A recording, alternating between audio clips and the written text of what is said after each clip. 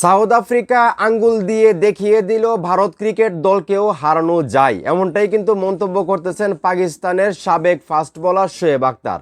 শোয়েব আখতারেরও কিন্তু বিশ্বাস হচ্ছে না যে গতকালকে ভারতকে সাউথ আফ্রিকা ৭৬ রানে হারাইছে।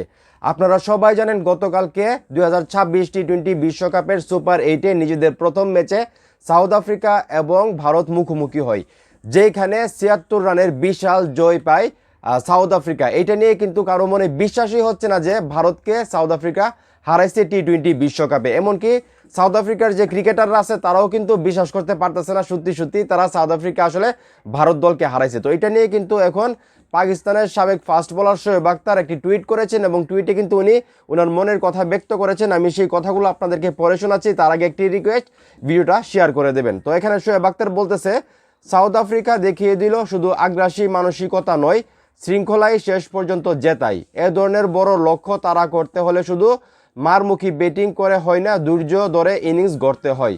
তো শোয়েব আখতার কিন্তু বলতেছে যে সব জায়গার মধ্যে আসলে মারমুখী ভঙ্গিমায় আগ্রাসন নিয়ে ব্যাটিং করলেই হয় না, অনেক জায়গায় আসলে ধৈর্য ধরেও খেলতে হয়। আর এত বড় রানে টার্গেট নিয়ে আসলে ধৈর্য ধরার খেলা ছাড়া আসলে বিকল্প নাই। তো শোয়েব আখতারের সঙ্গে আপনারা কতটা একমত? শোয়েব আখতার যে বললো যে আসলে সাউথ আফ্রিকা দেখিয়ে দিল ভারতকেও হারানো যায়, এবং উনি আরেকটা কথা বললো যেখানে বলছে আগ্রাসী মানসিকতা নয়, শৃঙ্খলায় শেষ পর্যন্ত জেতাই।